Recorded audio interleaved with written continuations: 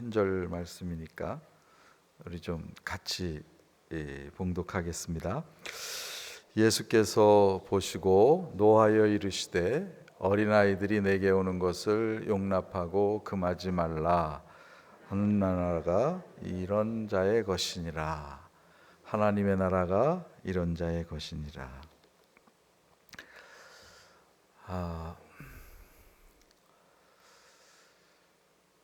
교육을 말하는 것이 참 어려운 시절이 되었습니다. 나라적으로는 새 정부가 들어서고 여러 가지 교육 제도를 바꾸고 싶어하는 얘기들을 이제 막 쏟아내는데, 그래서 외국어 고등학교를 없애겠다, 자사고를 없애겠다, 또 일제고사를 없앴죠 지금. 없앴고. 그럼 이제 또 부모님들은 굉장히 불안해하는 것입니다. 한 5년은 이렇게 가는데 그 다음 5년은 또 어떻게 될 건가. 그러나 우리나라는 이런 일반 교육도 참 어떻게 말하기 힘들지만 신앙 교육도 참 쉽지 않습니다. 굉장히 어렵고 또 교회 교육이 지금 많이 그렇게 쓰러져 가고 있고, 저희가 사역하는 파이디온 선교회 우리 권 목사님을 제가 우리 권 목사님 대학부 때 제가 대학부 간사로 처음 만났는데, 그러니까 제가 좀 윗사람이죠. 그러니까 그때는 주일학교 교역자를 하면 너네 부서 몇 명 모이냐 그러면 한 100명 모인다는 말을 창피해서 못했을 때입니다. 조금 모여 이렇게 얘기를 하죠. 보통 한 200~300명은 모여야, 그것도 5~6학년 또는 5학년만 이렇게, 이게 좀 모이네 이렇게 말하던 시절이었습니다. 그러니까 저는 사역을 아주 쉬울 때 한 거죠. 제가 가서 몇백 명을 끌어왔겠습니까? 애들이 그냥 많아서 교회 온 거죠. 그러니까 요즘 그 주일학교 사역하는 전도사님들 뵈면 제가 참 안 됐습니다. 괜히 늦게 태어나서 쉬운 시절 다 보내고 해도 안 되거든요. 해도. 그리고 옛날 애들은 착해서, 저는 그 주일학교 전도사를 할 때 제가 또 어디 시골에서 한 게 아니고요. 서울 강남도 한복판에 있는 부자 동네에서 했는데 말 안 들으면 팼습니다. 저는 엎드려 놓고. 그래도 별 탈이 없었어요. 물론 이제 제가 워낙 훌륭하기도 했지만, 그러나 그게 아니고 그만큼 순했죠. 아이들이. 그만큼 착했고 이제 교육이 쉬웠습니다. 제가 처음 주일학교 때 만나서 가르쳤던 아이들이 이제 올해 41 되었습니다. 그래서 부장 집사님도 하고 부감 집사님도 하고 선생님도 하고 그렇게 지나는 걸 보면 기쁨도 있다가, 한편으로 많이 떠오르는 이름들. 그래서 혜란이는 뭐하냐, 걔 요즘 교회 안 다녀요. 현진이는 뭐하냐, 걔는 자살했어요. 이런 소리를 들으면 또 한편으로 가슴이 미어집니다. 저는 뭘 했던 건가. 제가 고등학교 1학년 때 제가 좋아하던 부장 집사님이 여름성경학교 보조반사 좀 해보라고 그 감언이설에 속아서 주일학교 사역이랄까, 하여간 주일학교에 헌신한 이래로 지금 42년이 흘렀는데 나는 그동안 무엇을 했나, 그런 생각을 많이 하게 됩니다. 자, 오늘 이 구절을 좀 같이 좀 생각을 해보겠습니다. 그리고 저는 이제 큰 아이가 만으로 27, 둘째가 만으로 25인데 둘 다 직장 생활하고 아직은 예수를 믿습니다. 앞으로 어떻게 될지 모르는 거죠. 그 아이들을 잘 키웠다고 제가 생각을 했는데 잘 키운 게 아니라 그냥 자라준 거예요. 우리 큰아이가 지난 겨울 우리 가족 휴가 때 느닷없이 저한테 얘기하더라고요. 아빠 기분 좋지? 그렇지. 왜냐하면 그 큰아이가 1년을 모아서 저와 제 아내, 자기 동생 이렇게 네 식구 휴가를 일주일 이렇게 보낼 계획을 세웠었거든요. 기분 좋지? 그렇지. 근데 아빠가 나를 잘 키운 것 같지? 그런데 그게 아니라 내가 잘 커준 거야. 이런 괘씸한 것이. 그 다음부터는 휴가 가자 소리 나오면 제가 이제 안 갑니다. 그러나 한편으로 돌아오는 비행기 안에서 정말 잘 커줬지. 이것이 사고 쳤으면 제가 뭘 어떡하겠어요. 그걸 죽이겠어요, 살리겠어요. 그런 마음을 가지고 좀 같이 좀 생각을 해보겠습니다. 여러분 오늘 성경을 보시면 사람들이 13절에 보시면 예수님께 원한 게 하나 있었습니다. 그것이 뭐냐면 자기 아이들을 예수님이 만져주셨으면 좋겠다고. 이건 일종의 축복하시는 거죠. 예수님이 축복해 주시면 좋겠다고 생각을 해서 아이들을 예수님께 데려오고 싶었습니다. 그래서 어린아이를 데리고 예수님께로 나왔습니다. 그런데 제자들이 꾸짖었습니다. 왜 아이들을 데리고 예수님께 나오는 것을 제자들이 꾸짖었을까요? 이것은 당시의 문화적 상황을 이해를 해야 할 것입니다. 그렇죠? 그래서 당시의 아이들은 여러분 이스라엘 사람들은 숫자를 헤아릴 때도 몇 살 이상만 쉬었어요? 20살. 그러니까 성년만 쉬었어요. 그죠? 그것도 남자만 쉬었어요. 그러니까 우리랑은 좀 성격이 달랐습니다. 우리나라 유교 문화랑은 성격이 달랐지만 그들에게도 남존여비 같은 것이 있었습니다. 남존여비 아시죠? 남자가 존재하는 한 여자는 비참하다. 그러니까는 우리랑은 좀 물론 다릅니다. 성격이. 그렇지만 남자를 중요하게 여기고 이런 문화가 있었습니다. 근데 아이들은 심지어 로마라 하더라도 로마 귀족이라 하더라도 자기 아내가 아이를 낳았는데 딸이에요. 그러면 죽이라 그럴 수가 있었습니다. 로마 사람 손가락 하는 것처럼 이렇게 하고 나가면 그 아이를 실제로 죽이기도 했습니다. 아이들의 가치가 그만큼 낮았다는 것입니다. 그러다 보니까 이 중요한 선생님에게 어른들 모임에 애들을 가지고 나온다는 것은 용납하기가 어려운 것이었죠. 우리가 하나 더 생각을 해봅시다. 마리아와 마르다 집에 예수님께서 방문을 하셨어요. 그러면 여러분 예수님이 몇 명 데리고 그 집에 갔을 것 같아요? 그냥 일반적으로 추측을 하면 본인 포함 13명, 13명. 제자가 12명이니까. 그럼 여러분 집에 절대로 그럴 일이 없지만 권 목사님이 생각 없이 안수 집사님 12명 데리고 신방 왔다고 쳐봅시다. 커피잔 12개 있으세요? 없어요.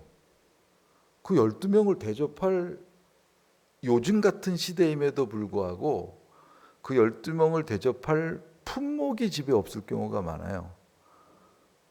근데 이 가난한 마을에 예수님이 본인 포함해서 13명이 쳐들어갔다고 가정을 해봐요.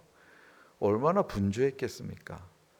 그래서 언니 마르다는 열심히 공개할 준비를 하는데 마리아는 예수님의 발치에 앉아서 주님의 말씀을 듣고 있었습니다. 제자들이 그게 싫었죠. 여자가 언니를 도와줘도 시원찮은데. 그러나 예수님이 뭐라고 얘기하셨냐면 마리아가 좋은 것을 택하였으니 빼앗기지 않을 거다. 뺏어가지 말라. 이제 무엇이 중요한지를 설명하신 것이지만 문화가 그랬다는 것입니다. 아이들은 어른들 모임에 올 수가 없었습니다. 그래서 제자들이 꾸짖었어요. 그럴 때 예수님이 이제 화를 내신 거죠. 예수님이 3차례 화냈다는 게 성경에 나오는데 그 중에 하나가 이것입니다. 화를 팍 내셨어요. 아니 애들이 내게 오는 것을 어떻게 하지 말라? 금하지 말라. 자, 그러면 여러분, 이 시대에 아이들이 주님께 오는 것에 대한 장벽이 있었습니다. 그럼 오늘 우리가 사는 이 시대에는 아이들이 신앙생활을 하기 위해서 나오는데 어떤 장벽이 있지 않을까요? 우리가 사는 이 시대에는 어떤 장벽이 있어서 아이들의 신앙이 제대로 커가지 못할까? 첫 번째 장벽은 사회의 가치라는 장벽입니다. 우리가 대한민국에서 예수님을 믿는데 우리는 기독교 국가도 아니고 복음의 문화를 가지고 있는 나라도 아닙니다.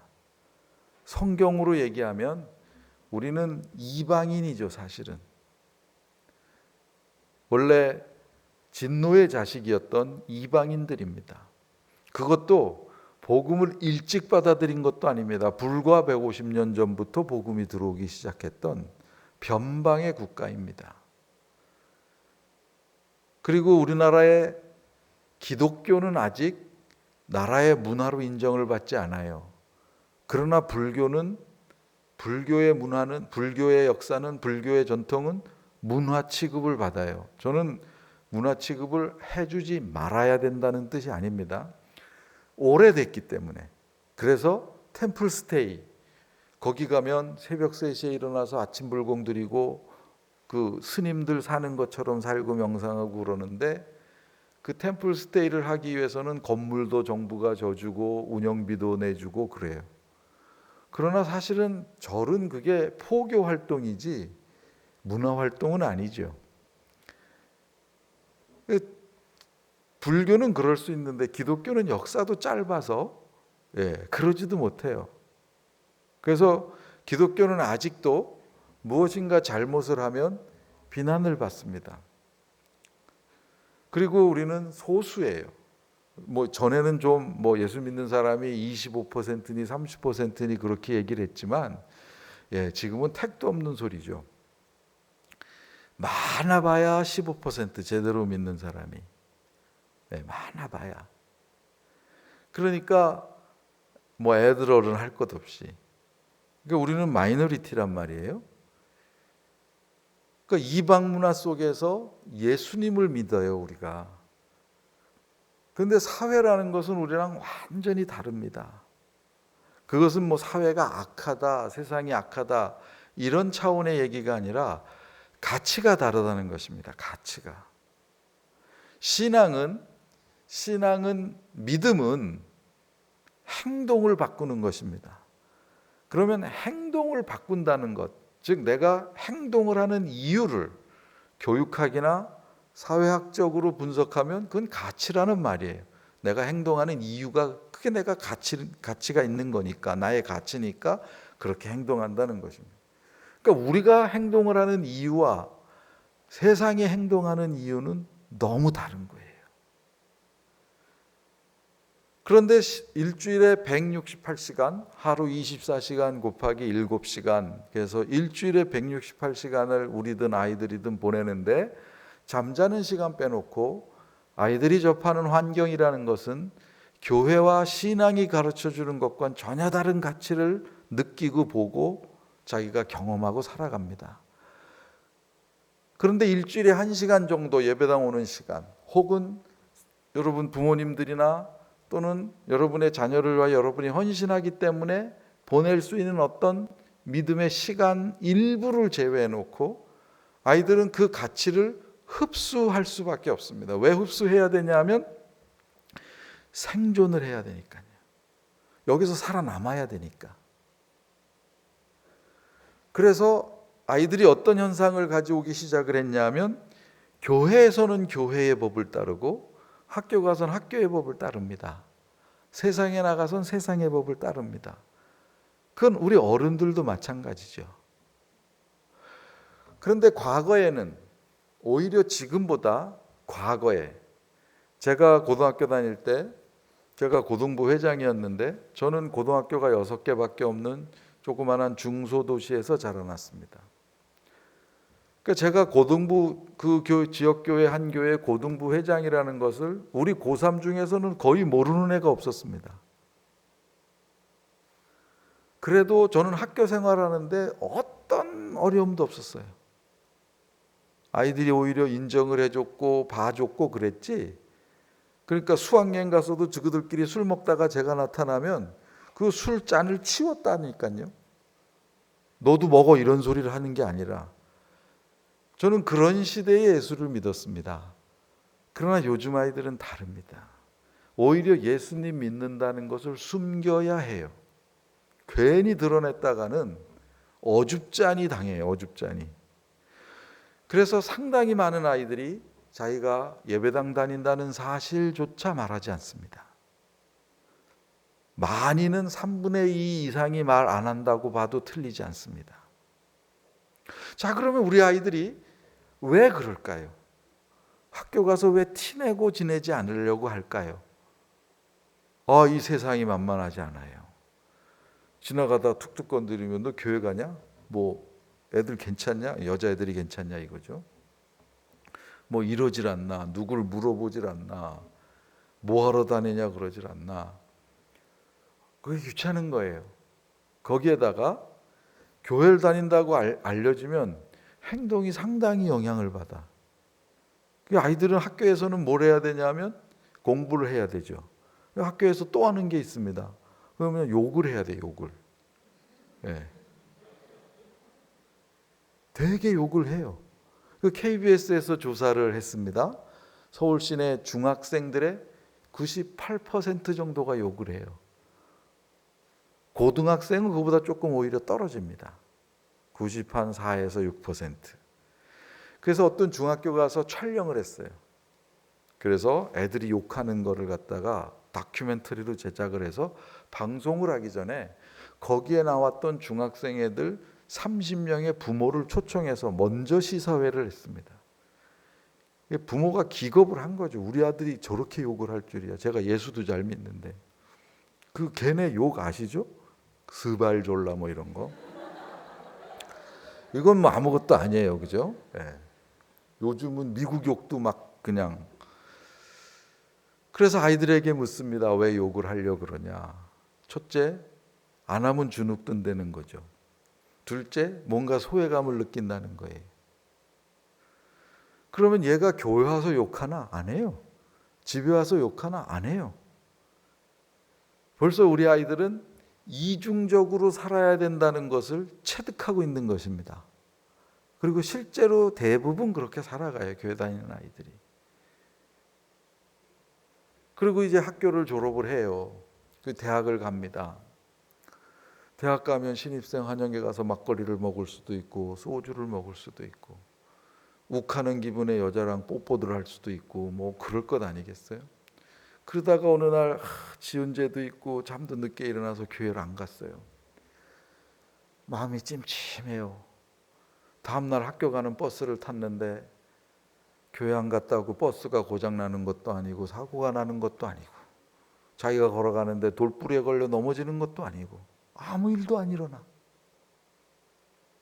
그런데 교회에서 연락도 안 와. 교회를 안 갔는데. 그래서 다음 주를 한 번 더 빠져봤어요. 그래도 아무 연락이 안 와. 그 주 시험 있었는데 시험을 못 보지도 않았어요. 그 다음 주에 한 번 더 빠진 다음에는 늦게 일어나니까 너무 좋아. 뭐 다른 이유로 교회를 떠나갑니까?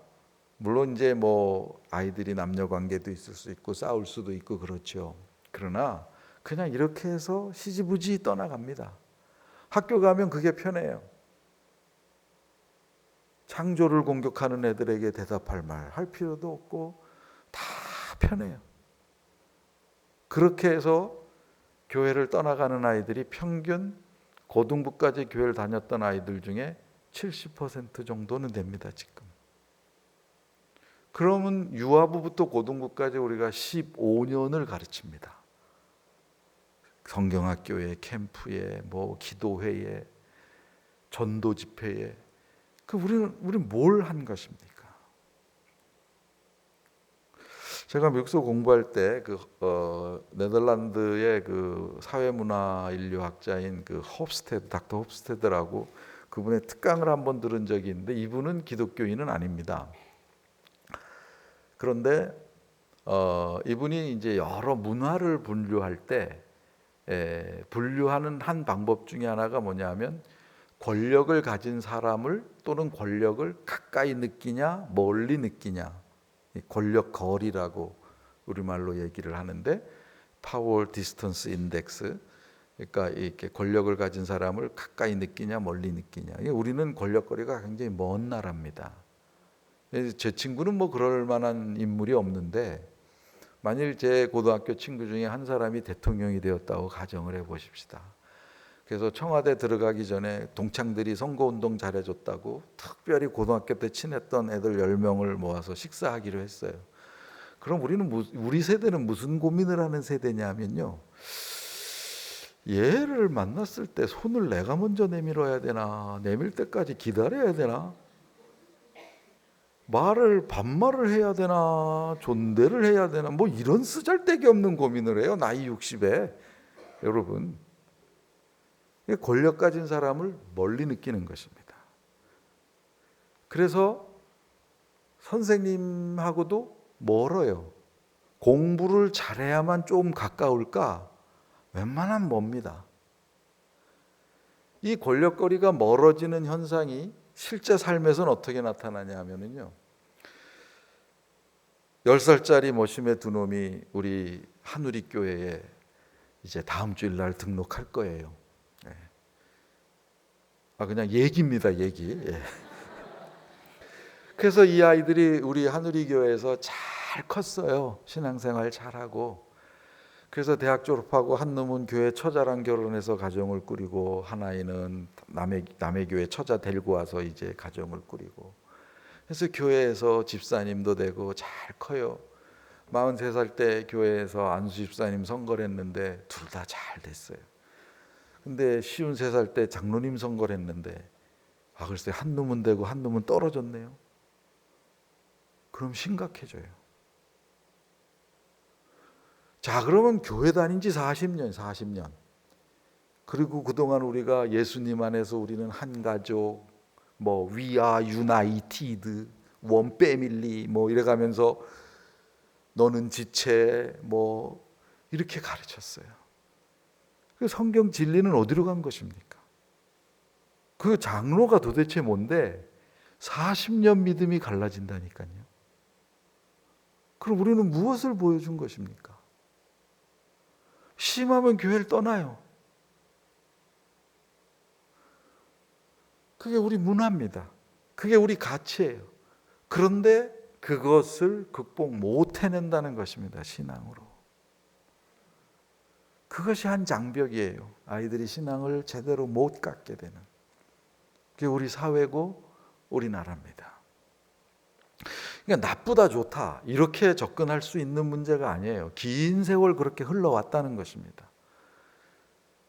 그러니까 알고 시작하자는 것입니다. 다음 세대, 여러분 어린아이를 다음 세대로 불린 것, 우리나라에서 어린아이를 다음 세대라고 호칭한 것은 파이디온이 처음입니다. 지금부터 24년 전에 1993년에 여러분은 한 번도 다음 세대라고 말하기도 하기 전에. 그러나 다음 세대라는 말은 뭐냐면, 그렇다면 우리는 무슨 세대냐면 지금 세대, 기성세대. 이 말은 무슨 뜻이냐면 우리와 우리 아이들을 동등하게 보는 것입니다. 우리도 한 세대, 우리 아이들도 한 세대, 그 뒤도 한 세대. 이건 개념의 큰 차이를 불러왔습니다.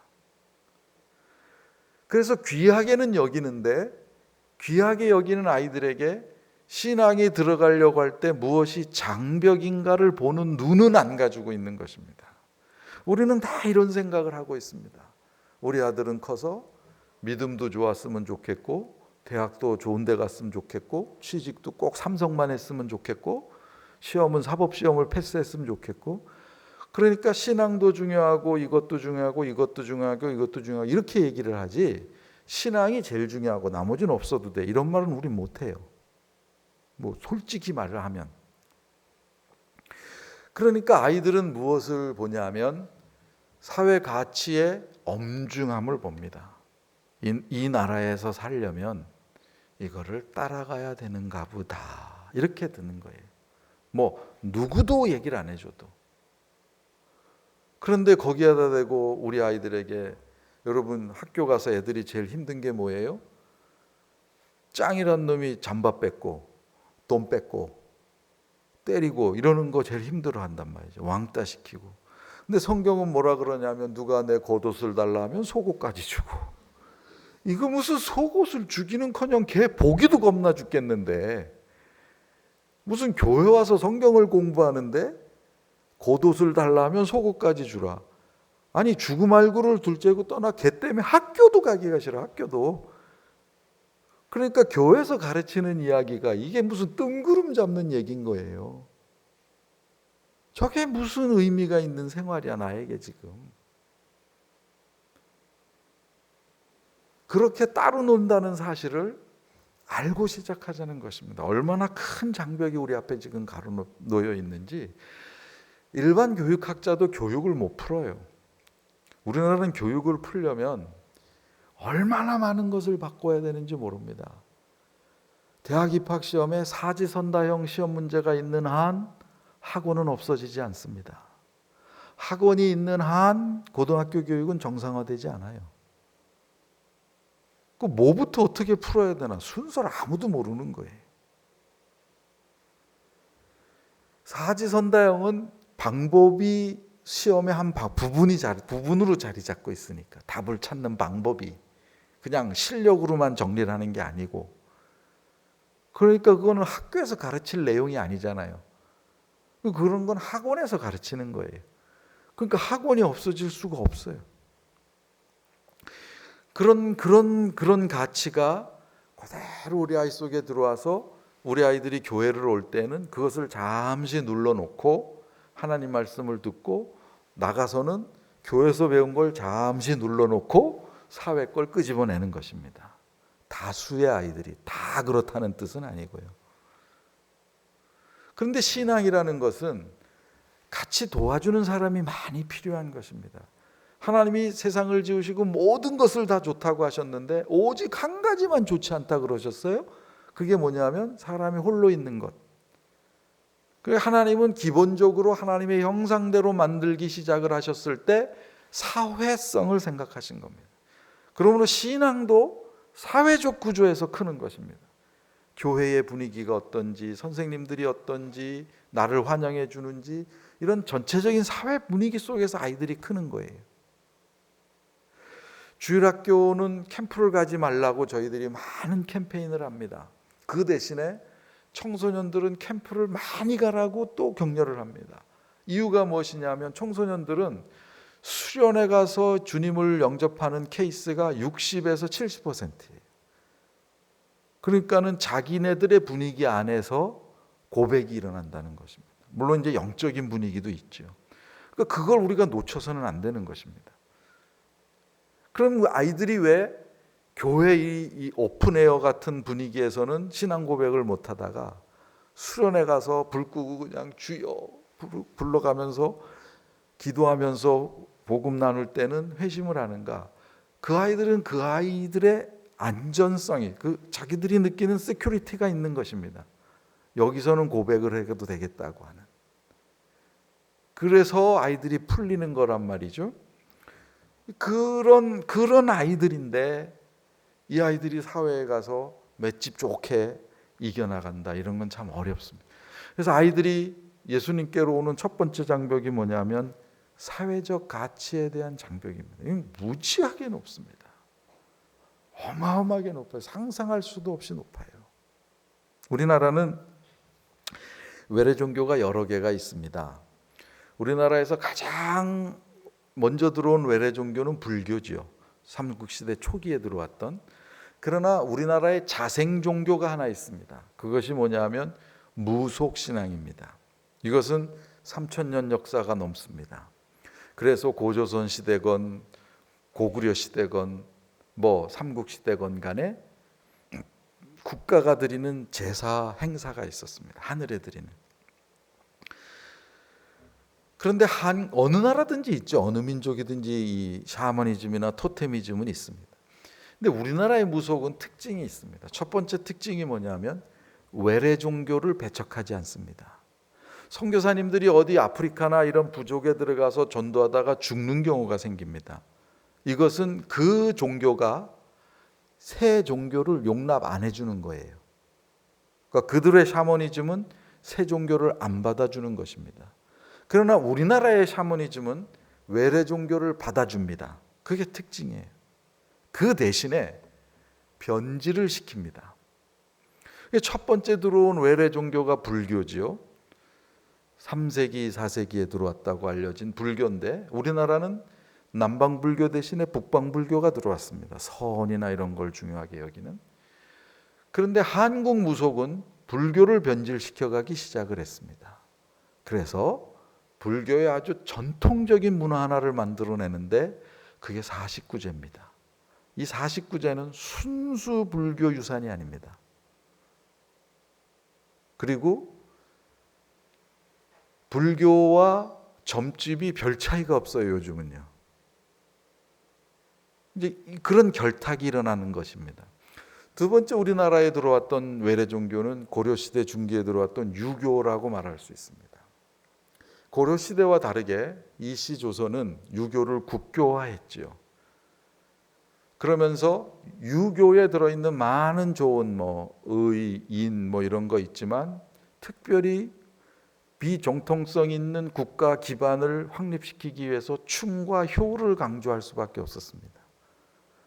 그러다 보니까 이 충효가 무속하고 결탁을 해서 만들어낸 강력한 우리 문화가 하나 있는데 그것이 뭐냐면 개인 집에서 드리는 제사입니다. 고려시대만 해도 유력한 위대한 가문이 아니고서는 개인 집들은 제사를 지내지 않았습니다. 이건 조선시대 이후에 생겨난 것입니다. 그럼 세 번째 들어온 외래 종교가 뭡니까? 우리나라에 기독교라고 말할 수 있습니다. 그럼 무속은 기독교를 어떻게 변질시켰을까? 여러분, 무속이 문화라고 얘기하는 분도 있고 전통이라고 얘기하는 분도 있는데 그런 요소가 없는 것은 아닐 것입니다. 그러나 무속이 가지고 있는 가장 무서운 해악은 무엇이냐면 여러분 혹시 예수 믿는다고 제사 안 지낸다고 버티다가 부모님한테 맞으신 적이 있으시나요? 우리 친구들은 많이 맞았습니다. 예, 저희 대학 때는 막 대학생 운동이 일어날 때라서 애들이 학교 와서 예수 믿고 막 그러고 저도 서울대학 가서 맨날 전도하고 그러면 애들이 예수 믿으면 아들 하나인데 네가 제사를 안 지내? 그러면 나는 어쩌란 말이냐. 그 아들이 실컷 얻어맞고 승질이 나가지고 아버지 그놈의 제사가 뭐가 그렇게 필요하다고 그러면 부모님들이 되게 뭐라고 설명하시냐면 이놈아 네가 제사를 잘 드려야 조상님들 덕분에 누가 잘 되고 네가 잘 되지. 무속의 특징은 뭐냐면 현세적 축복입니다. 그 이상도 그 이하도 아닙니다. 그러면 그 무속의 현세적 축복이 기독교를 변질시킨 부분이 있는데 뭐냐면 예수님 믿으면 축복받는다는 거죠. 제가 말하는 건 물질적으로만. 근데 예수님 믿는다고 다 잘 살면 얼마나 좋겠습니까? 예수님 믿으면 간암 안 걸리면 얼마나 좋겠어요. 그건 아닌 거죠. 근데 우리가 가난했던 시절에는 그 메시지가 일부 통했습니다. 그래서 교회가 흥왕했습니다. 근데 좀 살게 되니까 뭐 그런 것 같지는 않거든요.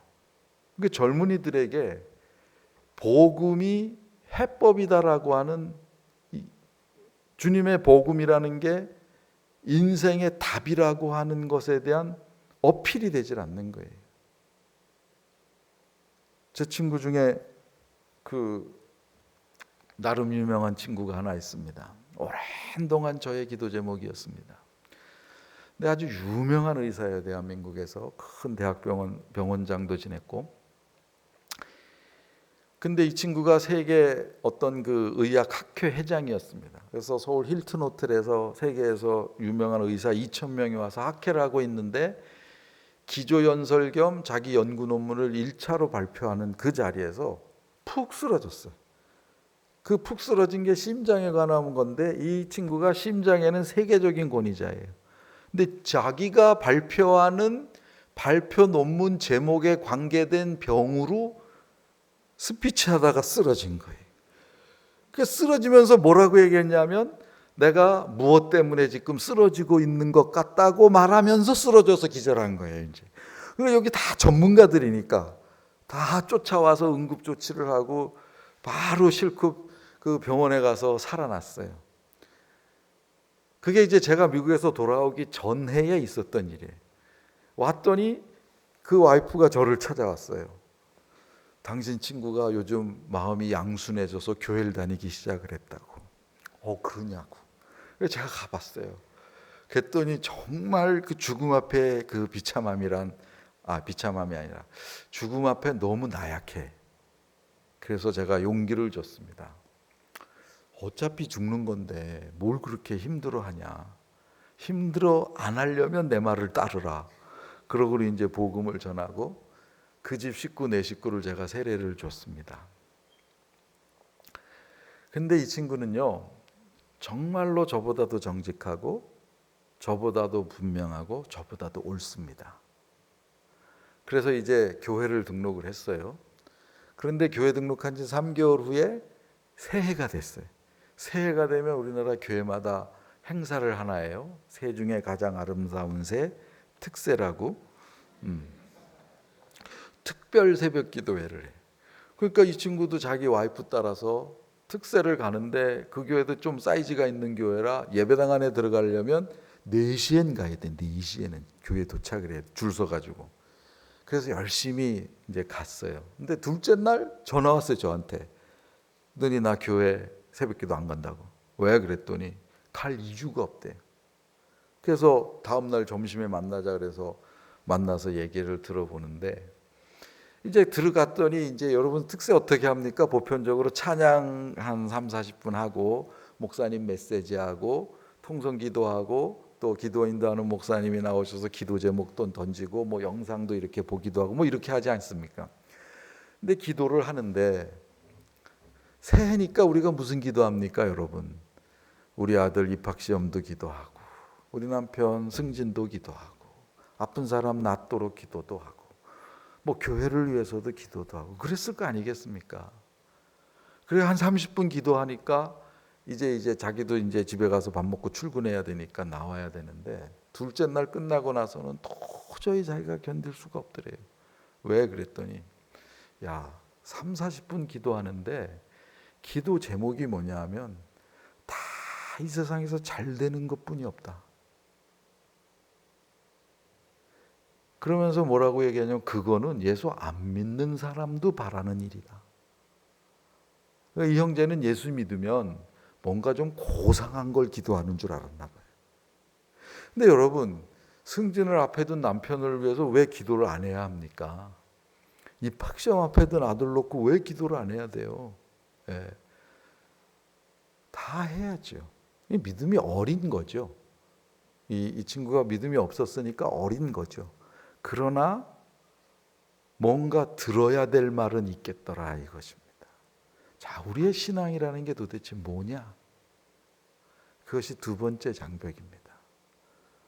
오늘날 우리가 갖는 신앙은 우리의 필요 이상을 구하는 신앙이 아니라는 거예요. 아이들이 뭘 알까? 그러지 않습니다. 초등학교 1학년, 만 7살이라고 말해 봅시다.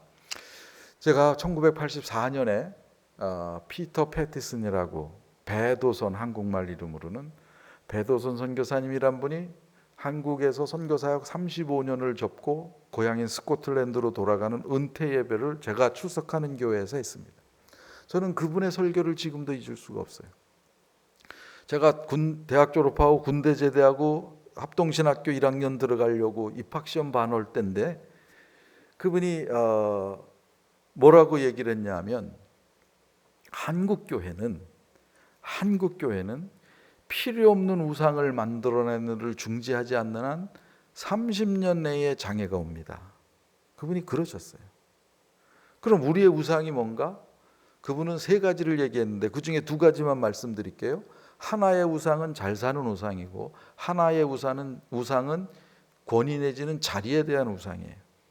목사님들이나 뭐 이런 지도자들을 얘기하는 것입니다.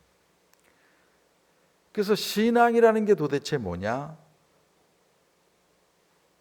잘 되기를 위해서 예수를 믿는다면 뭐하러 예수 믿냐? 나를 이끌어줄 교회 낼 헌금 있으면 나를 이끌어줄 유력한 사람에게 갖다 주고 그러는 게 낫지 뭐하러 예수 믿느냐? 그분이 그 은퇴 설교에서 그런 설교를 했어요. 1984년에 여러분 이해가 되세요? 그 까마득한 옛날에 여기 계신 분들 중에 1984년에 태어나지도 않는 분이 계셔. 제가 보니까. 두 번째 장애가 뭐냐면 신앙이 마치 우리의 필요를 위해서만 존재하는 것이라고 하는 인식을 줍니다. 아이들에게. 그래서 대학을 갔는데 고등학교 3학년 때는 절체절명의 위기라서 엄마가 기도하라니까 밥 먹다가도 기도하고 지혜롭게 해주세요 기도하고 그러는데 대학 와서 한 2년쯤 지나 보니까 뭐 우리 어머니 철야 기도해서 대학 온 것 같지도 않아. 그냥 어하다가 온 것 같아요. 그러면 이제 또 내가 예수를 왜 믿어야 되나 이렇게 생각하는 아이들이 생깁니다. 그럼 그 믿음은 무엇입니까? 대학이 필요해서 예수를 믿은 거죠. 우리는 그것을 보여주기 십상입니다. 신앙이라는 것이. 아주 십상해요. 저희 집에 아이가 둘이 있다 그랬습니다. 큰아이는 저를 닮았어요.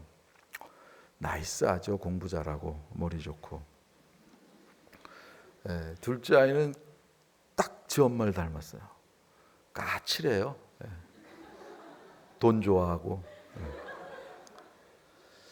근데 우리 둘째 놈이 지 엄마를 닮아서 그런지 얘는 4살, 5살, 6살 때 기분이 나쁘시고 수틀리시면 교회건 교회가 아니건 간에 길에서 들어 누우십니다. 그리고 아시죠? 그 온 동네 떠나갈 듯 울어 제끼는 거.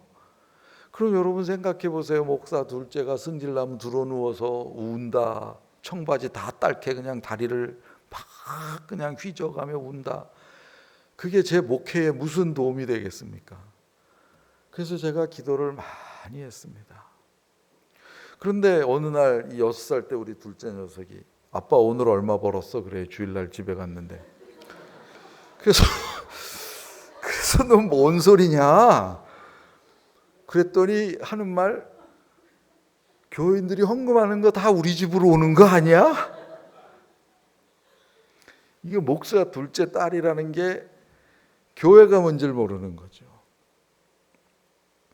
그래서 제가 물었습니다. 그래서 너는 그게 좋았냐? 했더니 좋았대요. 그러니까 우리 애는 어릴 때부터 돈을 좋아한 거죠. 그러니까 그 사람들이 여기 헌금해가지고 이렇게 앞에다 내면 저거 우리 아빠 거구나 생각하면 기분이 그렇게 좋을 수가 없대 자기가. 그래서 제가 설명했어요. 그것이 아버지 것이 아니란다. 그날 밤 그 실망한 표정이란 제가 잊을 수가 없어요. 자 그러면 얘는 태어나면서부터 제가 목사 안수 받은 후에 첫째 둘째 다 낳았습니다. 그것도 하나님 은혜로 두 아이 다 주일날 태어났어요. 그런데 태어나면서부터 자기 아버지를 목사님이라고 부르는 소리를 듣고 큰 애인데 성도들이 내는 헌금을 내가 가지면 기분이 좋은 거예요. 도대체 이 욕심은 어디서 생겨난 거예요? 제 아내가 아무리 믿음이 없다 그래도 그렇게 가르칠 여자는 아니에요. 그렇게 양식 없는 여자도 아니고 우리 권 목사님도 알지만 괜찮은 여자예요. 그러면 뭐 나나 걔나 뭐 한국에서 이렇게 태어나서 문화를 받았다면 어디서 배웠겠어요, 그걸, 그런 거를, 그 밝히는 거를. 예. 우리나라 국회의원이나 장관들은요, 웬만하면 유학 갔다 왔고 웬만하면 잘 삽니다. 예. 그런데 돈을 받아요. 필요가 없음에도 불구하고. 그게 수천 년 무속문화 속에서 우리 속에 길들여진 부분이에요. 그러니까 이게 큰 장벽이 됩니다. 필요해서 예수님을 믿는데 사회가 발전하고 경제가 발전하니까 다른 방법이 눈에 확확 들어오는 것입니다. 지금 신앙이 아닌 게. 가난했을 땐 몰랐는데. 그래서 부모님들도 신앙생활을 할 때 선택을 하고 하기 시작을 했어요. 이것은 세 번째 장벽입니다. 즉 개인주의 신앙을 갖기 시작을 했습니다. 신앙생활을 하는데 헌신은 많이 하지 않아요. 그래서 교인과의 수평적 관계는 많이 생겨나지 않습니다. 서로 기도해주고 어깨를 감싸주고 무겁고 힘들 때 짐을 같이 들어주는 이런 협력과 우애와 하나의 마음은 생겨나지 않아요. 홀로 믿어, 홀로. 그런데 아이는 그걸 보고 앉아 있거든요, 지금. 우리 아버지가 또는 우리 어머니가 가진 신앙이라는 게 뭐냐? 그냥 자기 만족형 신앙이에요. 그러면 요즘 아이들은 이해력이 빨라가지고요. 이해력이 빠르고 사회적 판단이 빨라가지고 무엇이 개인적으로 유익한 거고 무엇이 유익하지 않은 거고 유익하지만 옳은 거고 옳지 않은 거고 이런 걸 금방 알아요. 그래서 세 번째 장벽이 뭐냐면 첫 번째 장벽은 사회적 가치고요. 두 번째 장벽은 필요 때문에 예수님을 믿는 현실적 필요 신앙이고요. 세 번째 장벽은 무엇이냐면 개인주의적 신앙입니다. 신앙이 용솟음치는 모여서 사역하고 기도하고 몰렸을 때 신앙이 활화산처럼 일어나는 것을 경험하지 못해요. 제가 아이를 키울 때 제가 키운 게 물론 주일학교 사역도 많이 했지만 직접 키운 건 우리 아이들이니까 우리 아이들 얘기를 많이 할 수밖에 없습니다. 그건 사실이었으니까. 목사 집에서 큰다고 신앙이 좀 얼마나 좋겠어요. 권 목사님 막내 아들 보니까는 믿음이 좋은데, 그지 너 믿음 좋지, 그지? 옆에 친구들이 웃는 거 보면 아닌가? 에? 아 글쎄 딸, 아 미안해 막내 아들이라 그랬구나. 미안해. 저도 아이가 정말로 살아계신 하나님을 경험하는 일이 있었으면 좋겠다고 생각을 했습니다. 방법이 뭔가? 방법이.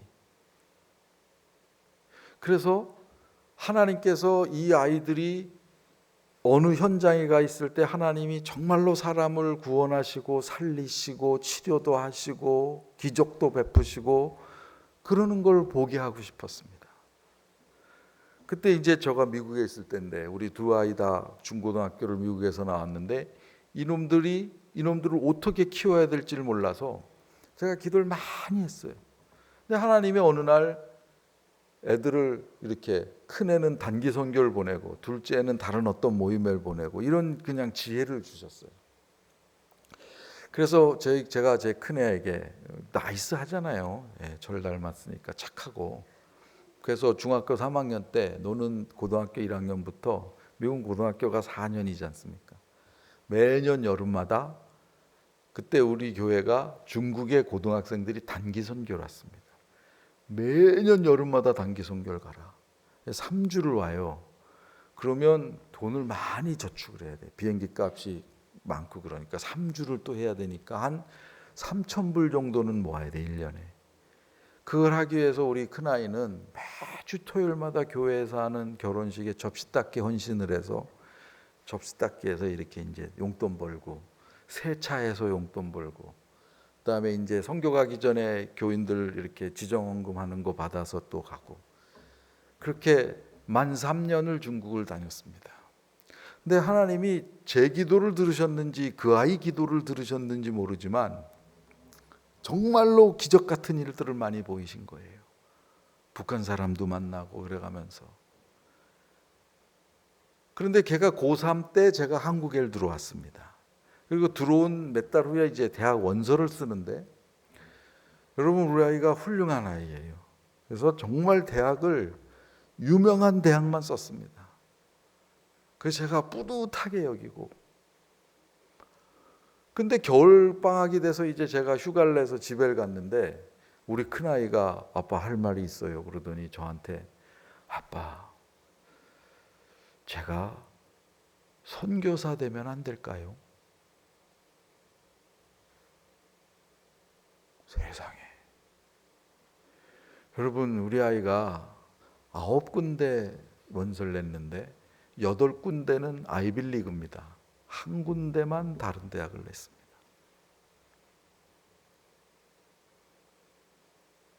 근데 겨우 좋은 대학 원서 냈다는 것 때문에 제가 그렇게 얘기하는 이 아이에게, 야, 너 굉장하구나. 그래. 하나님이 너를 정말 필요한 데 보내실 거야. 이렇게 말을 못했어요. 여러분 제가 목사고요.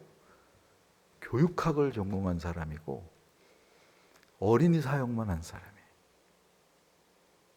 근데 제 아이가 하버드 갈 아이가 선교사 되겠다니까 제가 말이 콱 하고 막히는 거예요. 일주일 후에 서울로 돌아왔습니다. 일주일 후에 다시 비행기표를 끊어 미국을 갔습니다. 아빠가 정말로 창피하고 부끄럽고 미안하고 뭘 하고 말을 할 수가 없다.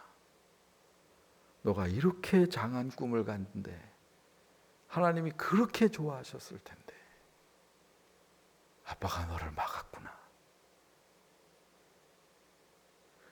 근데 미국은 신학교가 대학을 졸업해야 가는 거니까 일단 대학을 다니고 그 다음에 하나님이 너에게 준 꿈을 계속 잘 지킬 수 있도록, 그리고 하나님의 인도를 받아서 좋은 신학교 가서 졸업하고 뭐 선교사가 되든 뭘 하든 하나님의 인도를 받자. 사실은 걔는 지금 미국에서 어떤 회사를 다녀요. 그러나 제가 정말로 인생에 처절한 실패를 한번 경험했습니다. 저의 아이를 놓고 가난한 시골에서 태어나 좋은 서울의 고등학교 가는 게 꿈이었던 제가 서울에 있는 고등학교 평준화가 되는 학년에 걸려서 서울에 있는 고등학교 진학에 꿈을 접고 포기해야 됐던 낭망, 그런 것들이 아마 제 속에 이렇게 쌓여 있었던 것 같아요. 그러니까 그 아이가 하나님이 쓰시겠다는 결정을 내릴 때 내가 그걸 선뜻 답을 못했다니까요. 이런 부끄러운 일이 있을 수 있어요. 그러니까 저도 우리 아이가 더 크게 클 수 있는 영역을 스스로 막아놓은 거죠. 여러분은 집에서 아이들에게 어떤 대화와 어떤 모습으로 아이들과 함께하고 계십니까? 혹시 이런 장벽들을 치고 계시지는 않습니까? 그렇다고 한다면 이제는 기독교인들이 용기를 나타내기 시작해야 할 때입니다. 작년 재작년에 독일 통일 세미나를 갔었습니다. 독일 통일에 있어서의 기독교의 역할이란 주제로 5박 6일 동안 했습니다. 정말 유명한 사람 많이 만났고, 그 통일되던 시기에 동독의 내무부 장관했던 사람, 동독의 그 종교국 책임자였던 목사님, 뭐 여러 사람들이 나와서 사회과학원의 교수들, 많은 이야기를 들었습니다. 그 중에 저의 가슴을 때리는 것이 하나 있었는데 뭐냐면, 서독도 그러지만 동독도 그랬던 것 같아요. 서독은 그 초등학교 4학년, 5학년 무렵에 학교를 정하죠. 인문계를 갈 거냐, 실업계를 갈 거냐. 대개 선생님들이 지정을 합니다. 그럼 그게 맞아요. 근데 뭐 대학을 가든 뭐 실업계를 가든 고등학교를 졸업하든 잘 살 수 있으니까 1980년대, 90년대의 서독은 그게 문제가 없었습니다. 근데 동독도 14살이 되면 자기 스스로 자기에 대한 프로필을 다시 적습니다. 동독 시절에. 그러면 그 항목에 종교란이 있습니다. 종교란. 거기에 기독교라고 적으면 일단 대학은 못 갑니다. 일단. 그 다음에 두 번째, 공기업이든 개인회사든 공적인 기업은 취직을 못 합니다. 공산당이기 때문에 다 공기업이죠. 그럼 할 수 있는 게 뭔가? 개인사업밖에 없어요. 그럼 공산당에서 무슨 개인사업이 있습니까? 그러니까 결국은 협동농장에서 일하는 수밖에 없는 거예요. 그런데 고등학교 3학년의 아이가 100명이라면 27.8%가 기독교라고 씁니다. 그러면 그들의 기독교는 우리가 믿는 기독교랑 조금 다릅니다. 거긴 루터의 전통을 받은 교회죠. 독일 교회라는 것은. 그리고 우리처럼 복음주의, 즉 신앙의 고백을 통해서 믿음을 확인하는 것은 아닙니다. 다만 신앙 전통을 가지고 살아가는 거예요. 그런데도 기독교라고 적어요. 그런데 기독교라고 적는 순간부터 얘네들은 드러나 있기 때문에 우리로 말하면 욕도 못하고 싸움도 못하고 하면 안 되는 거예요. 네가 기독교인이라고 그러면 되냐? 이런 거죠. 그거를 스스로 짊어집니다. 그리고 고등학교를 졸업해요. 30% 가까운 아이들이. 그리고는 라이프치히에서 시작됐던 독일 통일 기도 운동의 시작이 누구냐면 20살에서 24살까지의 젊은이들이었습니다. 그것이 커져서 결국은 독일이 통일이 된 거예요.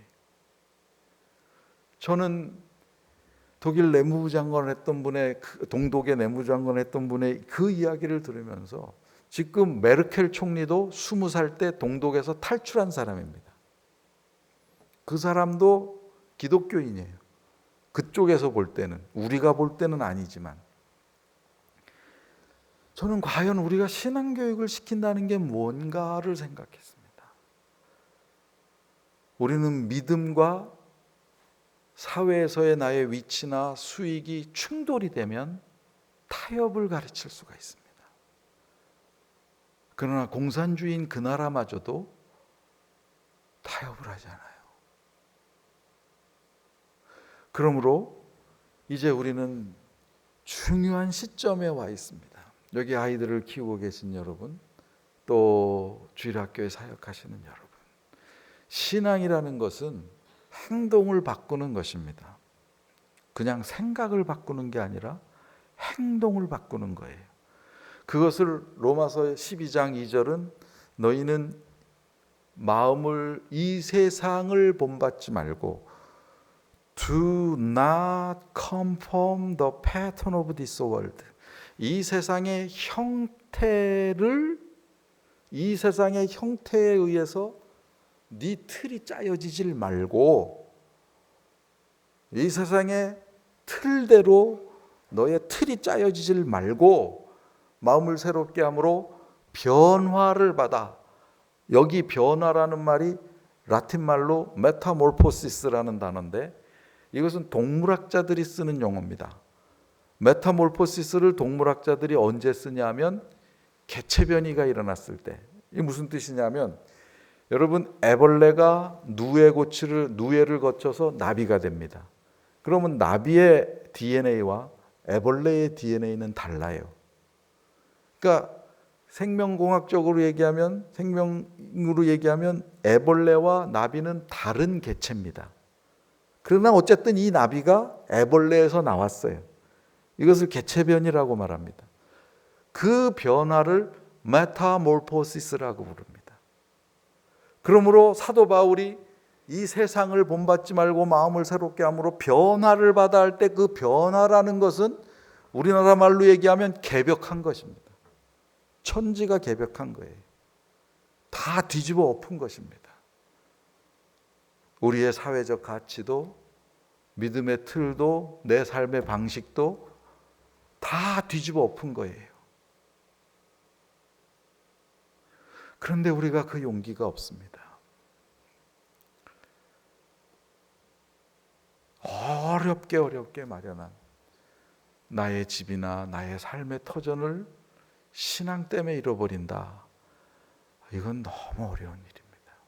그러나 하나님이 과연 신앙을 선택했을 때 그 모든 걸 잃어버리게 하실까? 저는 그렇게 생각하지 않아요.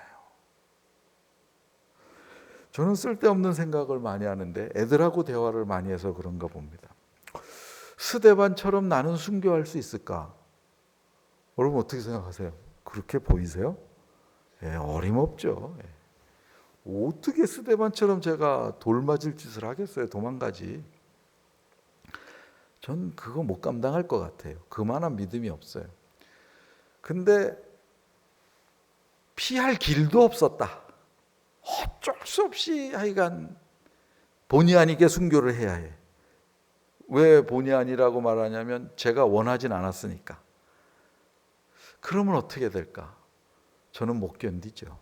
그 아픔, 그 괴로움, 고통 저는 못 견딜 것 같아요. 근데 만일 하나님이 그것을 저에게 허락해 놓은 것이었다. 그렇다면 저는 믿는 것은 하나 있습니다. 만일 하나님이 정말 저에게 그것을 허락하셨다면 견딜 힘도 주실 것이라고 믿습니다. 저는 그 믿음은 있습니다. 그러므로 사랑하는 부모님 여러분, 주일날 아이들을 만나셔야 되는 선생님 여러분, 믿음이 최우선이라고 생각하시면 언제나 그것을 선택하십시오. 언제나 그렇게 사시라고요. 저도 삶에 대한 염려가 많죠. 나이 60에 집도 없고 참 그래서 하나님이 오래전에 지혜를 하나 주셨어요. 우리 아이들이 7살, 8살 때 아이들을 앉혀놓고 제가 계약서를 작성했어요. 얘들아, 아빠는 어린이 사역을 할 텐데 교회에서 은퇴할 것도 아니기 때문에 무슨 연금이 나올 것도 아니고 퇴직금이 나올 것도 아니고, 그러니까 너희가 커서 이렇게 생활하게 되면 아빠 엄마를 위해서 매달 좀 도와줘야 돼.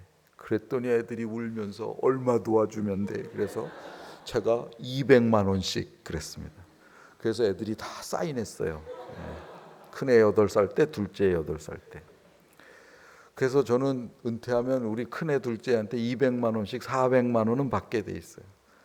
근데 이제 이놈들이 커서 돈을 알게 된 것입니다, 지금. 근데 큰애는 이제 절 닮아서 나이스 하잖아요. 그러니까 아무 말 안 해요, 아직. 근데 둘째 놈은 까칠하거든요. 이놈은 틈만 있으면 아빠 그 계약서 다시 쓰자고.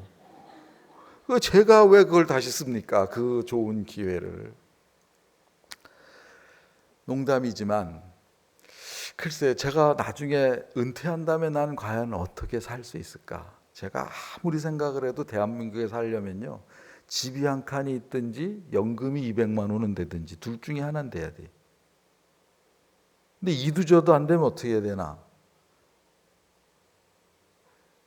제 아내는 하도 고민을 하더라고요, 한 번은. 그래서 저도 한 일주일 고민해서 답이 안 나와요, 답이. 그래서 제가 평생 신앙생활하며 터득한 저의 기법은 15분 생각해서 답이 없으면 기도해야 되고, 하루 기도해서 답이 안 나오면 포기해야 된다는 게 저의 지론이에요. 저는 금식도 많이 합니다. 기도 제목 가지고 기도원에 가요. 저는 금식하고 기도하면 기도응답이 하루를 넘긴 적이 없어요. 하루 안에 답이 다 와요. 그럼 여러분 생각해 보십시오. 목사가 금식 기도하러 기도원에 갔는데 하루 만에 응답받고 내려왔다. 그것도 매번. 이게 말이 되겠어요? 그래서 한 이틀 더 있다 와요, 그냥. 괜히 굶어서. 빨리 내려올 수는 없으니까. 그러니까 저는 뭐 그런 막히는 것이 없어요. 이제까지 뭐 한 번도, 저는 태어나서부터 매일이 조금이라도 잘 살게 되었지 조금도 못 살게 된 적도 없고, 조금 더 유명해졌지 조금 더 퇴보한 적도 없어요. 그런데 장래가 없는 거예요. 먹고 사는 장래가. 그래서 제 아내가 고민을 많이 하길래 여보 우리 지난 3일 동안 고민했지. 그렇대. 답이 없지. 이건 우리 고민이 아니야. 왜 쓸데없이 고민하나. 그랬더니 제 아내가 조건을 하나 걸더라고요. 몸무게를 15kg 빼면 고민 안 하겠대. 제가 이래봬도 93kg거든요. 이 작은 키에. 그래서 그건 약속을 했어요. 근데 뭐 남자가 한 약속을 지키는 남자가 어디 있어요, 저한테. 1년 반이 됐는데 뭐 한 번도 대신 지키는 건 있는데 늘지는 않아요. 늘지는 않아요. 여러분 우스개를 했지만 결단을 하셔야 합니다. 내가 신앙으로 살겠다고. 결국은 그 싸움입니다. 그거 아니고서는요. 신앙은 전수되지 않습니다. 신앙은 반드시 실패할 수밖에 없어요. 그래서 우리가 기억해야 될 말씀이 하나 있는데 마태복음 9장 36절입니다. 우리 같이 보고 마치도록 하겠습니다. 마태복음 9장 36절에는 이런 말씀이 있습니다. 무리를 보시고 불쌍히 여기시니 이는 저희가 목자 없는 양과 같이 고생하며 기진함이라. 많은 사람들이 예수님께 나왔습니다. 그 앞에 성경을 보면 병 고치고 귀신 쫓고 예수님께 나왔어요. 그 이 사람들이 왜 나왔습니까? 필요해서 나왔습니다. 예수님께 가면 떡도 주고 병도 고치고 귀신도 내어 쫓고 그것을 얻고 싶었어요. 그런데 예수님이 그 사람들을 불쌍히 여겼습니다. 그런데 불쌍히 여긴 이유가 달라요. 그들이 가난하고 병 걸리고 못 먹어서 불쌍한 게 아니라 목자가 없어서. 그러므로 이 세상에 진정 불쌍한 사람은 목자가 없는 사람입니다. 그냥 내가 나의 삶의 길을 가겠다고 결심하는 사람들이에요. 우리가 좀 배웠기 때문에, 사회 경험이 있기 때문에, 살아왔기 때문에 인생을 이렇게 살면 될 것이라고 하는 오해를 합니다. 자식은 이렇게 되면 괜찮을 거다라고 하는 오해를 합니다. 그러나 여러분, 정말로 우리가 가져야 될 눈이 있다면, 예수 그리스도의 눈이 있다면 그것은 복음을 모르는 사람을, 복음을 모르는 우리 아이를 불쌍히 여길 줄 아는 눈입니다. 그것이 우리가 해야 할 일이에요. 그러다 보면 아이들이 자기의 장막을 걷어나가기 시작을 합니다. 우리 아빠가 또는 우리 엄마가 뭐가 달라진 것 같아. 뭐가 바뀐 것 같아. 그래서 그 아이들이 보기 시작을 합니다. 신앙은 보고 큽니다. 그냥 보고 큽니다. 성경은 믿음은 들음에서 나며 그랬지만 그것은 진리가 들려지는 것이고 오늘을 사는 우리들에게 있어서 신앙은 보고 큽니다. 여러분은 무엇을 보이십니까? 저는 하나님께 이런 기도를 드린 적이 있습니다. 이스라엘 사람들은 초막을 지어놓고 초막절을 보낼 때 아브라함의 하나님, 이삭의 하나님, 야곱의 하나님, 우리 조상의 하나님 이렇게 하나님을 소개했습니다. 하나님 그렇다면 제가 우리 아이들에게 할머니의 하나님, 아버지의 하나님은 어떤 하나님이었다고 말할 수 있도록 도와주십시오. 우리 아이들이 저를 바라보면서 발견하는 하나님의 모습은 도대체 무엇입니까? 우리 아이들이 저를 생각하면 떠오르는 하나님은 어떤 하나님이십니까? 우리 아이들이 우리 자기 할머니 바라보면서 경험하는, 느끼는, 바라볼 수 있는 하나님은 어떤 하나님입니까? 그 하나님이 이스라엘 사람들이 자랑스럽게 이야기하는 아브라함의 하나님, 이삭의 하나님, 야곱의 하나님, 우리 할머니의 하나님, 우리 아버지의 하나님, 그 하나님이 나의 하나님이야 이렇게 얘기할 수 있도록 하나님 좀 도와주십시오. 그것이 아버지로서 제 평생의 기도 제목이었습니다. 제가 공부를 하는데요, 어느 학기에 딱 1,500불이 모자라더라고요. 등록금이. 누구한테도 이야기를 하지 않았습니다. 심지어 제 아내에게도 말하지 않았습니다. 그런데 제가 다녔던 학교에, 미국 학교들이 되게 다 그러죠. 대학원이나 박사과정은 개인 메일함이 있습니다. 근데 제가 가진 키는 바깥에서 꺼낼 수만 있습니다. 거기다 집어넣으려면 그 안으로 들어가서 열면 막대기가 달려가지고 쫙 열면 메일함 12개가 한꺼번에 열려요. 그러면 우편부 아저씨가 이렇게 집어넣으면 닫으면 끝인 거예요. 그러니까 저는 그 안에 들어갈 수가 없어요. 근데 어느 날 메일함을, 내일이 등록 마감인데 오늘인데 하얀 봉투가 하나 있어요. A6 봉투라고 미국에 왜 조그만한 개인 수표 들어가는 작은 봉투가 있습니다. 그게 있는데 대부분 미국 봉투들은 주소를 왼쪽 귀퉁이에 쓰고 이렇게 아래, 오른쪽 아래다 뭘 쓰는데 아무것도 없어요. 열어봤더니 수표가 들었는데 1,500불이 제 앞으로 찍혀 있는데 수표도 왼쪽 위에 주소가 적혀 있는데 이거는 이름도 안 적혀 있는 거예요. 그러니까 저는 지금도 누가 저에게 그것을 보냈는지 모릅니다. 그러나 페이 투 더 오더가 제 이름으로 돼 있었기 때문에 철자도 틀리지 않게 제가 급해서 디파짓하고 등록을 했습니다. 근데 난 몰라요. 그 사람이 누군지. 그 다음 날 등록하고 아이들에게 그 수표 카피한 종이를 펼쳐놓고 하나님이 잘은 모르겠지만 도와주신 것 같아. 그런 일이 3번 있었습니다. 그러니까 아마 한 사람이 한 것 같아요. 그냥 제 생각에. 근데 지금도 몰라요.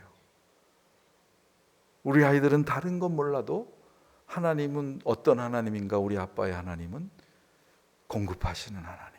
그건 확실하게 합니다. 한 번도 배고른 적 없고, 제 아내는 부잣집에서 태어나서 한 번도 해보지 못한 전기 미싱을 제 유학생활 돕는다고 미싱하다가 수없이 손에 이렇게 바늘에 손톱이 찔리고 그래가면서도 우리가 힘들게 살아본 적이 없습니다. 2주에 한 번 토요일 날 맥도날드를 갈 수 있었습니다. 우리 형편에. 우리 큰아이가 쓰는 의자가 밑이 휘청거려서 그걸 바꿔줬어야 되는데 미처 그걸 신경 안 써가지고 이 앉은, 엉덩이 앉은 바닥이 움직이니까, 이렇게 움직이니까 허리를 이렇게 휜 거죠. 그래서 그 아이는 척추가 이렇게 휘었습니다. 볼 때마다 가슴이 아파요.